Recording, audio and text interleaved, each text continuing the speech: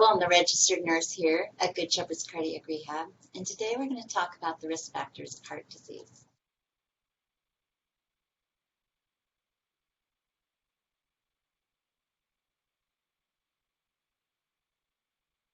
Okay, so risk factors of heart disease. There are many different risk factors that can lead to heart disease. So we're not only talking about coronary artery disease, but various heart diseases.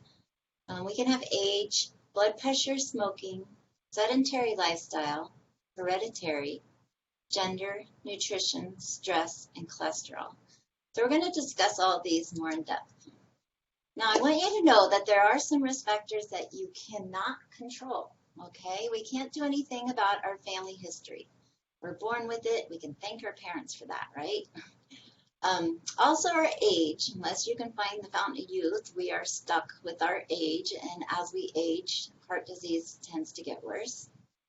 Gender and race are also involved. So these are the risk factors I just want you to be aware of, but we have no control over these, okay?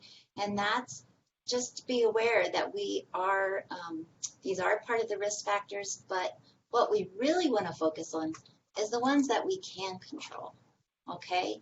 So we can slow down the disease process by controlling these risk factors: smoking, cholesterol, elevated blood pressure, exercise, obesity, diet, diabetes, and stress. So we're going to talk about each of these individually. Smoking is the #1 cause. It actually has research that shows if you stop smoking, that you can reduce the risk of death by 36% and reduce the risk of future heart events by 50%. That's a huge decrease right there. So the single most important thing you can do is to stop smoking. If you still smoke, you need to stop. The nicotine and the carbon monoxide actually attach to oxygen sites and damage the inner lining of your arteries. We don't need any more damage to that, okay? If we damage the inner lining of those arteries, it causes them to be rough and more likely to have plaque buildup stick to the inner lining. Things stick to a rough surface more so than they do a smooth surface. So think of it that way. It also decreases the oxygen that's available to our bodies and our heart. The nicotine narrows the arteries. It causes our arteries to constrict and become more narrow. And it increases the tachiness of your cells. So you are more prone to have clotting happen and get blood clots than if you don't smoke. So it also speeds up the buildup of plaque. Don't smoke like him. Interesting facts. When you quit smoking, within 20 minutes, then your blood pressure and pulse rate will drop back to normal. Okay, so that will start to become normal just after 20 minutes time. And in 8 hours, the carbon monoxide level in your bloodstream starts to return to normal. That's good. Within 24 hours, your risk of heart disease or heart attack already starts to decrease. Already starting, only one day that you have stopped smoking. So that just shows you how quickly the benefits can help. Within 48 hours, your nerve endings start to regrow so you can taste and smell better. People that smoke, they actually paralyze those nerve endings and they don't taste as well, they can't smell as well. So when those do start to grow back, that's why all of a sudden food tastes so good and why they can smell things so well, because those nerve endings are no longer paralyzed. The nicotine starts to leave the body after 48 hours as well. In 48 to 72 hours, your circulation improves, so you're able to walk easier because your lung function has increased up to 30%. That's huge. Within 2 weeks to 3 months, coughing, sinus congestion, fatigue, shortness of breath, they all start to decrease and your energy level increases. And in 5 to 10 years, the risk of heart disease and lung cancer are almost the same as a non-smoker. So you can get back to that, it just takes time. Definitely want to consider quit smoking if you are smoking or if you have family members that are smoking. Secondhand smoke is just as damaging. Cholesterol. So elevated levels of cholesterol. Cholesterol is just a fatty substance that's found in all living animal tissue, okay? our body actually manufactures cholesterol. We need cholesterol. Okay, our bodies do need some cholesterol for cell membranes and certain hormones. So cholesterol is not always bad. It's when you get an excess of cholesterol that it becomes a problem and starts to lead to plaque buildup. You also get cholesterol from any animal products that you consume, such as meat, fish, eggs, butter, cheese, milk, those kind of things. You're adding cholesterol to your body. Now, you don't get anything from plants, so the good news is you can eat as many veggies as you want. Now, how cholesterol works. So, cholesterol travels in the body on what we call lipoproteins, okay? If you have a high dietary intake of cholesterol and saturated fats, that's going to cause high levels in the blood, which leads to the buildup of plaque, okay? So you have injury to that inner lining as that plaque builds up. And it can cause inflammation in that lining, decreasing the blood flow even more. Now, some people have a dysfunction of receptors which carry the cholesterol back to the liver, causing increased cholesterol levels as well. They don't know why. They don't know, you can have good cholesterol and this be a factor that actually adds to plaque buildup. And a lot of times we see that from hereditary aspect. So you have different types of cholesterol. We're just going to focus on these three main types right here. Your low density lipoprotein is called LDL, and it's known as a bad cholesterol, okay? Because this is the cholesterol that actually leads to the excess buildup in your artery walls. So LDL, think of low density lipoprotein. You want that to be low because it's a bad cholesterol that will lead to plaque buildup. Triglycerides are the same. They are also a bad cholesterol that will add to plaque buildup. You'll see triglycerides will be elevated when people consume a lot of alcohol or excess sugar intake, or if they have an inactive lifestyle, that will cause your triglycerides to be high, and we want those to be low as well. The only one that we want to see high is high density lipoproteins. So high density lipoproteins are the good cholesterol, and the reason they're good is because it collects the excess cholesterol that's in your bloodstream that the LDLs have left behind, and they carry it out and excrete it out your body. So it removes the bad cholesterol from your body. So you actually have a good cholesterol. Think of the only cholesterol you want to be high is the high density lipoproteins. HDL, H for high. It's the only one you want to see high. You want to see all the others low. Now we have variable levels of cholesterol that we like to see. In cardiac patients, those are a little more strict than normal patients that you've heard. So our total cholesterol in cardiac patients, we would like to see that less than 170. I know a lot of people think it's 200, but if you have heart disease, they want it even lower, and they'd like to see you at 170. Your LDL, the bad cholesterol, they'd like to see lower than 70. And HDL, they want to see that greater than 60. They want that to be higher. The triglycerides, remember that's another bad cholesterol, and they want that less than 150. So these are kind of the magic numbers that you're targeting for. A 1% decrease in total cholesterol reduces the incidence of cardiac events by 2%. So that's good. A 1% increase in your HDL, your good cholesterol, can also reduce the risk of cardiovascular events by 2 to 4%. It just shows you how important your cholesterol levels are. Another risk factor that we see a lot of is elevated blood pressure, also known as hypertension. So what is blood pressure? Blood pressure is simply the force of blood against the walls of your arteries, okay? So we have two different pressures. That's why we get two different numbers when we take a blood pressure. The top number is your systolic blood pressure. This is the pressure that's in your arteries when your heart contracts and it pushes the blood out to the body. That pressure is higher. That's why that top number is a larger number, because the pressure is higher than when your heart relaxes and is refilling.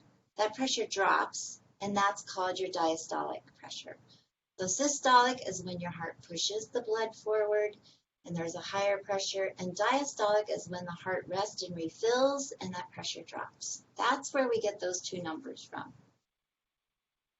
Now, normal blood pressure range that we like to see for a cardiac patient especially is less than 120/80. Okay, those are the numbers that we're shooting for. Cardiologists will try to get your blood pressure as low as possible, at least most of them. The lower your blood pressure, the better.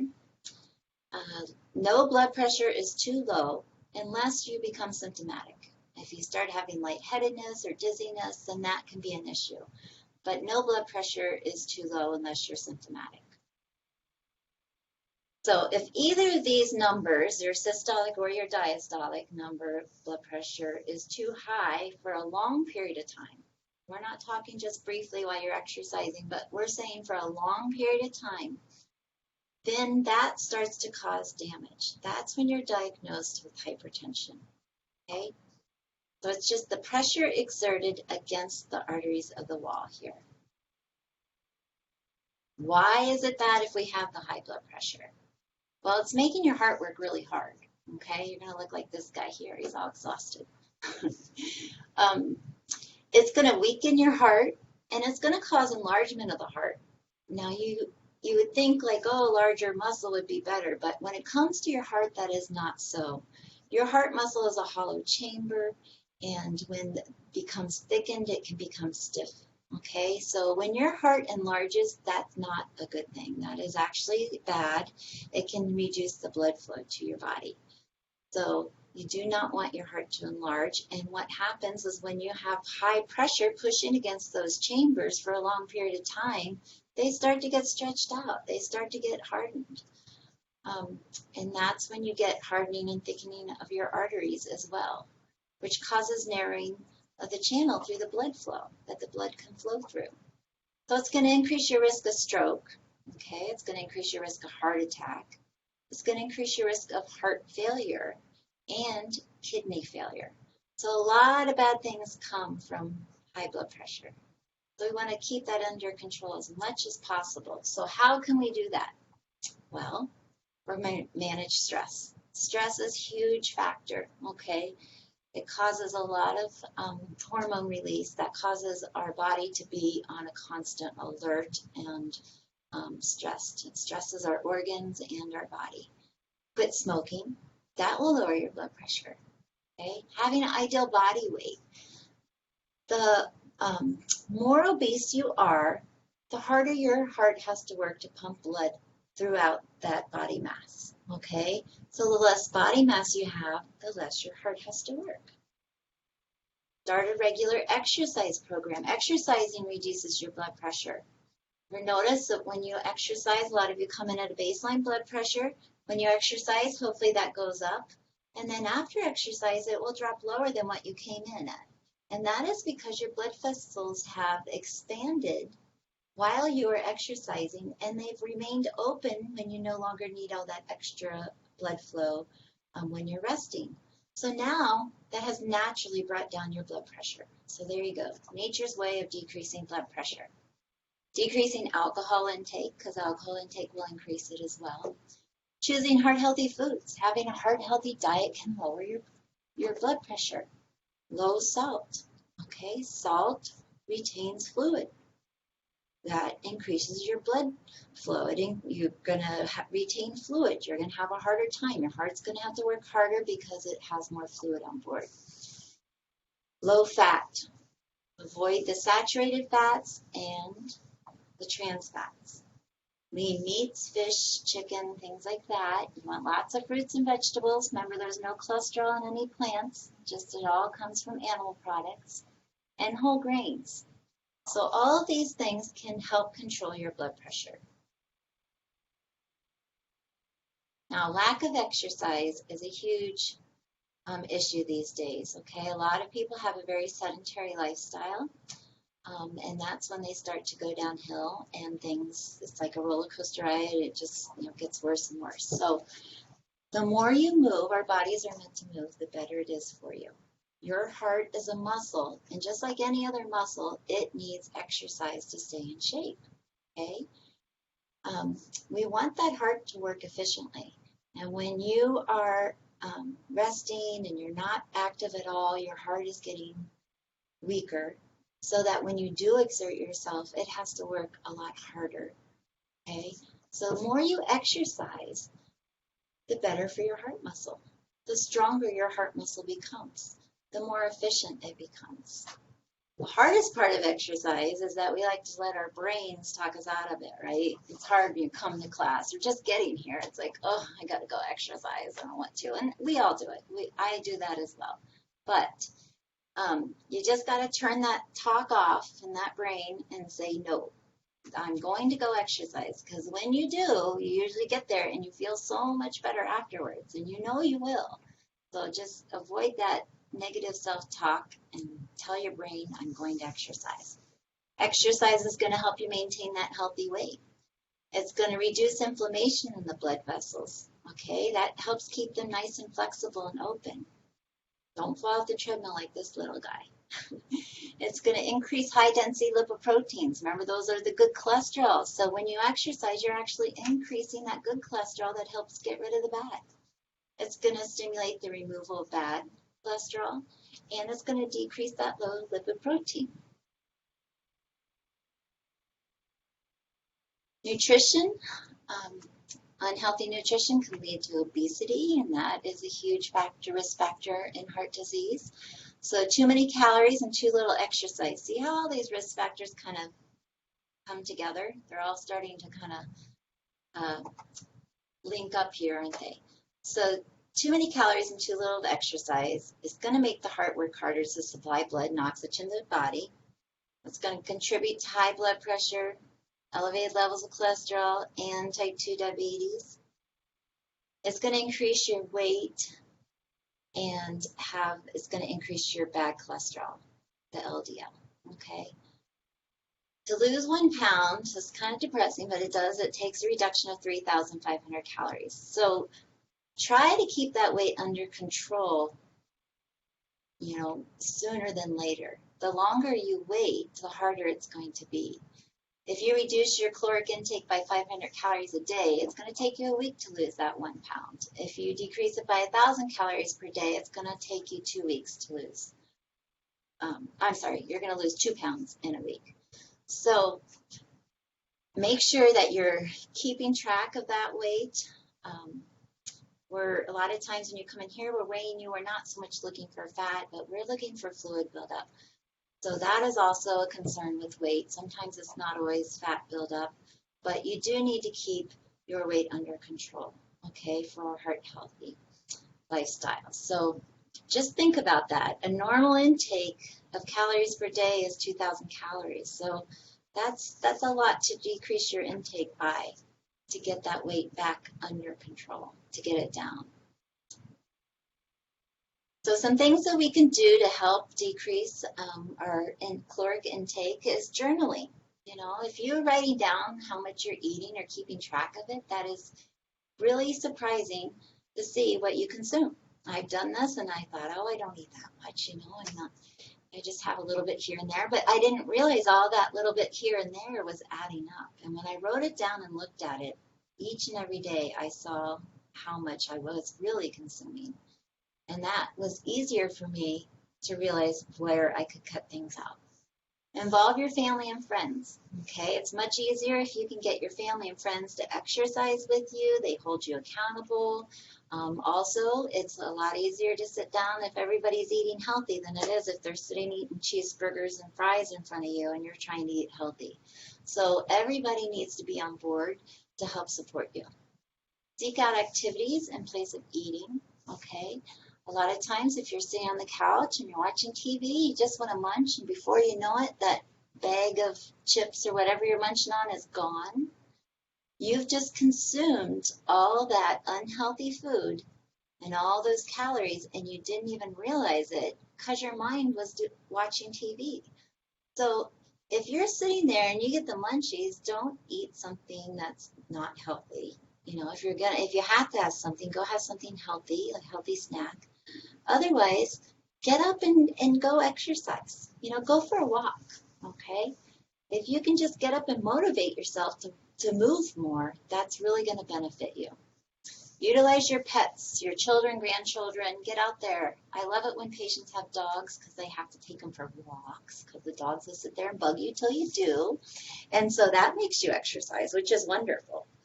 Playing with grandchildren, getting out, just moving around. Any movement is better than none. Also, I know we mentioned journals and magazines before, but this is just insane that there are so many things out there with heart healthy recipes that you can look up in online now as well. The American Heart Association has some amazing recipes on there as well. And there's also apps. If you have a smartphone, there's a lot of apps that can help you track what you're eating and your caloric intake. They'll notify you if you're getting close to your total salt intake for the day or sugar intake or things like that. It is amazing how much they help. Diabetes, another risk factor, and this is huge. Diabetes increases your risk by 2 to 4 times for heart disease, okay? That's a huge risk factor. We need to keep blood sugars under control.